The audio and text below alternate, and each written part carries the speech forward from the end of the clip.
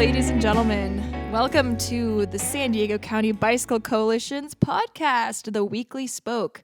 My name is Elizabeth Bowersox, and unfortunately, our dear friend Daniel is on a train from Santa Barbara right now while we're recording it, so he won't be joining us. But I have a really special guest with us this week, and I'm excited to introduce him here in a bit. But we want to introduce this episode. This is episode 4 of the Weekly Spoke, and the title of our podcast is BWR. And for those of you who don't know, BWR is a gravel road mountain race, pretty much just a whole smattering of styles. It's the waffle is like 138 miles. And this event it starts in San Marcos, California, North County, San Diego, and tons of people come out to witness this amazing event. And we just wanted to share one of our staff members actually was involved in this, and that staff member is Will Rhatigan. Ladies and gentlemen, please welcome Will. We're very excited to have him on the podcast, our first guest. And hey, Will, what's up? We're wondering how was your experience with BWR? Yeah, hi Elizabeth. Thank you for having me on the podcast. It's great to be here at this illustrious stage. BWR is Belgian Waffle Ride, and it was probably one of the hardest bike rides I've done in my life. It started in San Marcos and went all the way up to well above Ramona and then back. I think it was 136 miles, maybe 7 miles in total. And it was everything from really nice, fast paved roads to dirt roads to some really rough single tracks. So it was a little bit of everything.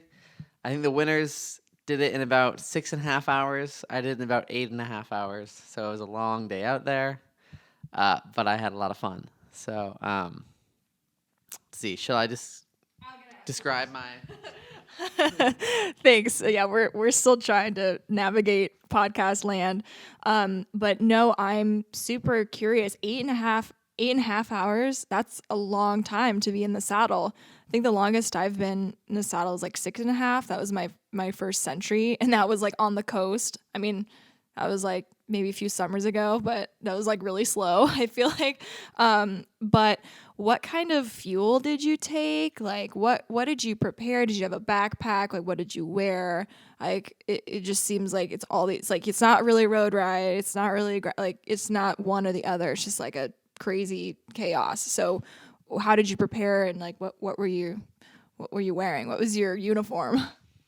Sure, that's a great question because I think the food is where I really messed up. I think it would have been out there for a bit less than 8.5 hours had I been a little smarter in the food department. Because my thought was that it was such a long ride that I would need to eat a lot of solid food, like really high calorie solid food. I couldn't just make it by on gels and energy drinks. But the thing was, it was really full gas racing from the start, and a lot of it was really rough terrain. And I just could not chew anything. I couldn't, even a Cliff Bar was hard for me to get down just because my mouth was so dry, it was rattling around. So what I did before the race is I was trying to think of what are some easy high-calorie foods I can make. I made a bunch of banana pancakes with chocolate chips and coconut, like ton of sugar, carbohydrates. Sounds great, right? I thought it sounded like a great idea. But then I got into the race and I put my first pancake in my mouth, and I was chewing it for probably 5 minutes trying to get the first bite down just because my mouth was so dry, and it was just a total disaster. I also brought peanut butter sandwiches, even worse. Made rice balls, a little better, but still not great. And so I made a ton of all this food, and it was really sad because I ended up wasting most of it because it just kind of sat in a top tube bag for about 8 hours in the sun, and I was barely able to touch any of it. So food-wise, I really messed up. There were neutral aid stations where I could get food, and also my girlfriend and my friend were out on the course, and they handed me some snacks at a few places, and that was helpful. But they kind of only got the message halfway through that the solid food was not working. And they gave me some gummy bears and other stuff like that. It went down a little better. But aside from food, what I carried, I carried with me, I had a saddlebag with just a tube and levers and a multi-tool. I had a little frame pump a little lightweight frame pump strapped to my bike, 2 bottles, and then a top 2 bag where I kept all my snacks. We know how that went. And then just my kit. So traveled pretty light. Other people were even lighter. I think a lot of the pros didn't even bring a saddlebag. They kind of just crossed their fingers and hope they didn't get any flats, because if you get a flat, you're probably not going to do very well anyway. I have a question. I have my hand raised. I'm like, so I was watching like some of the coverage on their Instagram, on BWR Instagram, and just watching the pros like absolutely grind for their life. Like, and Pete Stetina had this wrist injury that was holding him back. But it was so crazy to just see like the mental determination of each of like the top, like, I mean, top 15, top 20, like all those guys are just like equally like hungry for it. But did the pros have like, what's the word? They're like cars, they're like cars that have water, and they hand them water, or they hand them food or something. Like, is that like, can the pros bring their own cars there? Like, okay, yeah. Yeah, sure. So the rule was you couldn't have personal support vehicles, but you could get handoffs from the side of the road. And so there was a car following the pros the whole time. I actually got to see a bit of it because I was riding with the women's leaders for the first 70 miles or so. And so there was a car next to us and a motorcycle and a bunch of drones flying overhead for a bit, which was pretty cool. That was fun. But I was kind of unclear on that rule, but a car drove by and asked the women's leaders if they needed any food. And I think the car, I didn't see them do the handoff, but I think the rule was the car could pull off and hand them food, but they couldn't do handoffs from the car. So not quite like a regular road race where they'll do handoff from the car, but they were still getting some support out there. Okay. Yeah. Okay. Cool. I'm just curious as to the setup, because I think, I don't know, honestly, like next year, I think I want to get out there and try the WANA, like just to start somewhere. Yeah. And then on another page, they had the women's coverage, which was really cool to see. Did you want to say something about that? If you look at the women's coverage, you'll see me. A lot of pictures of me as I'm getting smoked by the lead woman. Yes. Cool. Yeah. So this event is a big thing in the cycling community. And it's really cool that we get to have something like that in San Diego too, because I think there's like Utah and there's Oregon, or there's like the Belgian Waffle Race itself happens in multiple states, but the California branch is down here. So that's really cool. Okay, let's get into some of how you're feeling mentally. Can you tell me a time? I'm sure there were like 100 times that day that you felt like not only you were bonking, like, your brain's just like, that's the worst. Your brain, like, you can't even think. It's just like you're blacking out basically. But was there a climb that was like crazy and you kept having to like do your self-talk and coach yourself through it? Because I know sometimes when I'm doing something really hard on the road out there, I'm literally speaking like audibly to myself as if I were my own coach. And that's for like low stakes situation. This was a high stakes situation. Plus like all the riders around, like it would be, you have to be comfortable riding in a peloton, riding in a group, shoulder to shoulder. So can you tell me about some of those experiences? Sure. I think there were probably 2 low points in the race for me, and they were both pretty linked to my inadequate food preparation. So as I said, I was riding in a pack of probably 7 from mile maybe 20 to 70 or so, and that was the 2 lead women and then 5 men. And we were really moving along quick, and I kind of thought this might be a little faster than I can hold for 135 miles, but you get such a nice draft that I wasn't willing to just let that go, because I'd lose so much time if I just eased off the pace a little bit. But around mile 70, I really hadn't eaten much yet. All the food I had with me, I was not being able to get down. So my legs started feeling really bad. And then we got into a just long, gradual gravel climb. And at that point, I don't know if I decided or not that I was not going to hang with them. It may not have been a decision so much. But I got dropped off the back of the pack, and I was starting to feel really rough. And then from there, we went into this probably hour to hour and a half long gravel section, probably the hardest part of the race. Really nasty washboarded sandy roads into really rocky kind of truck trail double track. And I was so hungry and was starting to bonk. And at that point, I kind of just went into survival mode and said, all right, people can pass me right now. Right now, it's not race time. It's survival time. And I just tried to hang on. And then I made it, and there was an aid stop at the end, and there were a bunch of bananas and goos, and I just ate as much as I possibly could. And then I started feeling really good again, actually. My legs were fine. It was just I was out of fuel, and once I filled the gas tank up again, it felt great.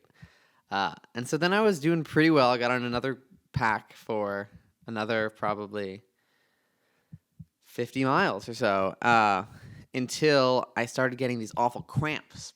Probably also because I hadn't been eating and drinking enough. Yeah. So I was feeling really good, and then all of a sudden my right leg just seized up, and I just had to get off my bike and kind of chug a bunch of water and shake it around frantically until it would start feeling better again. And the nice thing was the cramps actually were going away really quickly, but they were just so bad that I couldn't even ride and had to shake them out for a minute.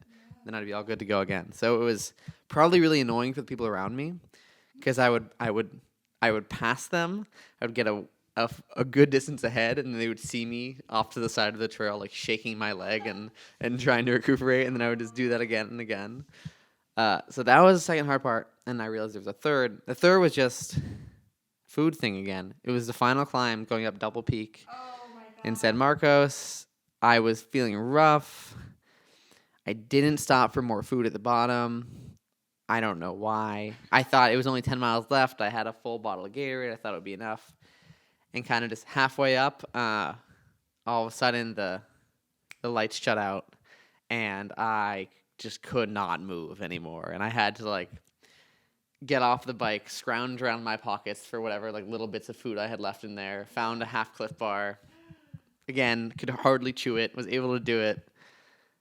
And then kind of brought me back to life. And then I got back going on Double Peak, and right by the top, I saw one of my friends there who was going out to cheer, and he had a banana with him. And that banana was it brought me back to life. It was resuscitating a zombie. And I had that banana, and all of a sudden, it was I had gone 130 miles, and I felt great again. This banana just turned it all around. So then I got to the end. But it really taught me that, the human body is very much, it has a gas tank. And if it is not filled, you feel really bad. And as soon as you fill it, you're great. So that was really hard. Well, yeah, the human body is a machine, and you need to fuel it, and there is a gas tank, and if there's nothing in the tank, you will not go, you will not move. I love that the banana saved my life. I think we should make stickers of that. The banana saved my life. Bananas, man. Okay, well, that's the moral of the story, bananas. That's amazing. How do you know the grade on Double Peak? I've been really curious to go up there, but it's dang steep, right? Yeah, it's really steep, and it's the last climb of the course, which is what made it really brutal. I want to say I don't know. I thought I saw someone say it hits 23% at one point, but that's pretty obscene, so probably not quite. Well over 10 at points, I'd say. Elizabeth is finding us the Strava segment, so we know exactly how steep this thing was. Okay, so it's the final stretch is it's only an average of 8.3%. That's not too bad. That's actually pretty bad. Okay, here we go. It gets to 12 at least.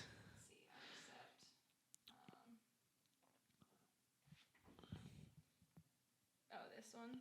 Oh shit. Yeah, there it is. 30%. 31%. 31.6. Say that to the people. 31.6% is the steepest grade we have. So I actually underestimated how steep it was. Because, like, when you see it says average grade, you're like, oh, 8.3. Man, that's just like, that's like a little bit worse than Torrey Pines. Like, if you guys have ridden outside Torrey Pines, like, I think that's like, not even, that's like a 4% grade or something. But 31, it also, 32.3. I see 32.3. So that's disgusting. And at that point, that's when I worry that I'm going to lose traction on my back wheel and then I'm just going to I'm just going to wash out and fall over. That's like so scary. I feel like, did people like, were you standing up? Were you tacking? Like, it was just a full out like stand up and let's go. Okay. Will's shaking his head. Yes. He's nodding his head. Yes. Man, I see people out here doing this all the time. What am I doing? Okay, so we love that. We love the double peak at the end. That's very brutal. Mark's had a vendetta out. He's just like, we're gonna make it. Was there double peak climb at the beginning too? Okay, yeah. So basically, there's one at the beginning and one at the end, right? Yeah, I think in previous years there was a huge bottleneck at the start of the first single track. So this year, in order to spread it out, they decided they were going to throw in this giant climb in the first 2 miles, and it totally worked. Like, weed everyone out. Yeah, to spread it out enough so there wouldn't be a bottleneck at the start of the single track, and it totally worked. And I may have gone a little too hard there because I was really excited to get to the front of the pack, and so I like really went hard at that first hill. I think I'd do it again, but probably tired me out a little bit for the rest of the race. But yes, 2 ascents up Double Peak, which is one of the tougher climbs in San Diego. You didn't go quite to the top of the first time, but you were pretty close. And how was it? So okay, there's obviously that aspect of climbs. The descents. Did you feel like, were you in a pack where there were a ton of people descending at like 40 miles an hour and you were like scared that you're gonna get whacked? Like, tell me about that. Yeah, the descents were just really, really fun. Like, these are some of the best roads for descending in San Diego. Probably the craziest one was at the start of the race. You climbed up most of Double Peak in the first 5 miles, and then there was a little single track section, and then there was a descent all the way down Double Peak to Elven Forest. It's probably 5 miles, maybe, average 8% the whole way, we'll say. And a bunch of switchbacks and kind of some potholes in the road. And yeah, it was crazy at that point in the race. Like, everyone was trying to get together and get in a fast pack.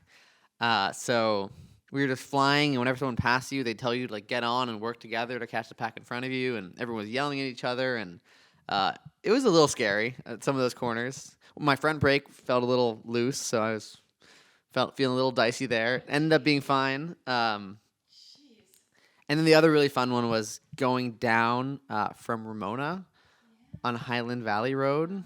That was just a really nice, smooth road, bunch of nice chicanes. And that one, I was in like a 7-person pack, and we were all just flying. It wasn't so much scary, just a ton of fun. Yeah.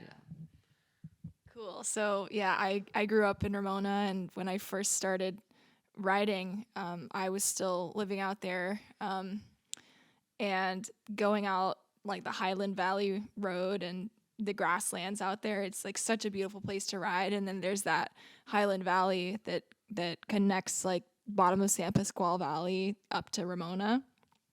I haven't had the courage to do either way, descending or ascending. I think I want to get out there with some of my friends and try it for the first time. But it's really cool that the ride highlights some of the lesser known areas of San Diego and the beauty. It's just such a specific, like, unique environment down here.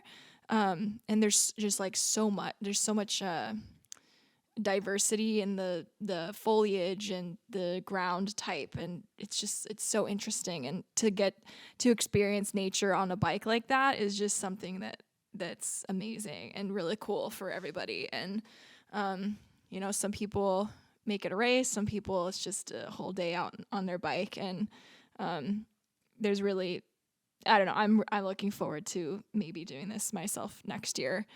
136 miles is a lot, but I feel like when you get to like mile, I don't know. There's this like plateau, right? When you get to like mile 80 and you're like 20 miles, or like, like were you plateauing at any point? Were you like, what were you telling yourself? Were you looking down at you probably no. Okay, tell me about this. Yeah, so I actually didn't even have a GPS computer in my bike. I had an old one my dad gave me a while ago, probably because it didn't work. I tried to use it, it didn't work. So I just thought I would cheat off other people's bike computers, which is what I did. So whenever I passed someone in the pace line, I would kind of just take a peek, see where we were. And honestly, I think it was better that way. I think like seeing that I had over 100 miles to go for most of the race just really would have been demoralizing. Without it, I just didn't think about it. It was just I was in the race. I was trying to stick with the pack. Tried not to think about how far I had to go, which I think was, for me, probably better. So, but there was a plateau a little bit. Like I remember I found out we hit a mile 100. Someone said so. And normally, like we still had 37 miles left to go, which is a fairly long ride. But I was like, oh man, we are almost there. Like it is, like it's time to start sprinting. Oh my God. Just because when the ride is that long, it puts everything into perspective. And once you've already got 100, like another 30 is nothing. Yeah.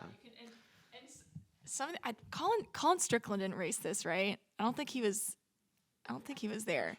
But if you follow him on Strava, he goes out for like 200-mile gravel rides. It's like, what?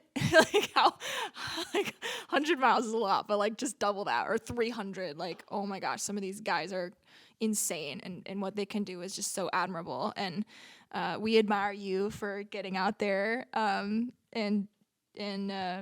having fun and getting through that. At least you learned a lesson about fueling. But like you just, I don't know, after a long ride, you're just like, I can eat whatever I want, I can rest, I can, like, all those things that once you complete that, I feel like your mind is, you're just in a good headspace. Like once you get past the bonking part. But like, how are you feeling after? And are you sore this week? Like what's the post race vibe? Yeah, I think first off, it definitely gave me a lot of confidence because I think my second longest ride ever was 100 miles, and that was not a race, and this was a race the whole way. But I finished it, and I was like, oh, great, I can do that. That's reassuring. But afterwards, I think for a couple of hours after, I still just was on adrenaline because it was like so fast, and you really had to be focused the whole time to not crash on these technical sections that I wasn't even that tired, weirdly, And then I kind of woke up the next morning and I still felt okay. And then through that next day, I just got more and more tired. And then I went to bed at 9 p.m. the day after. And the next day after that, too, I was just totally wiped out. And today, it's now been 3 days and I'm starting to come back to life. But definitely gave me a lot of confidence. It makes me want to do it again, honestly. It makes me want to do some more races like this again. So I think if anyone wants to kind of expand their horizons and push themselves, doing this or another big, long gravel ride like it, it's an awesome idea. You build a lot of confidence and feel better about your abilities on a bike. So would recommend. Okay. Well, Will, thank you so much for coming out to the studio today, talking about Belgian Waffle Ride. We're so proud of you, and hopefully next year some of us can come out with you, and if not, then we'll support. But yeah, we just wanted to kind of talk about this big cycling event that happened this weekend. And if you were in San Marcos and you're just like, why is it so busy? It's like probably because of that. Because they had the waffle on Saturday and then the Wana and wafer on Sunday. So like the big one Saturday and then the shorter, still challenging routes happening on Sunday.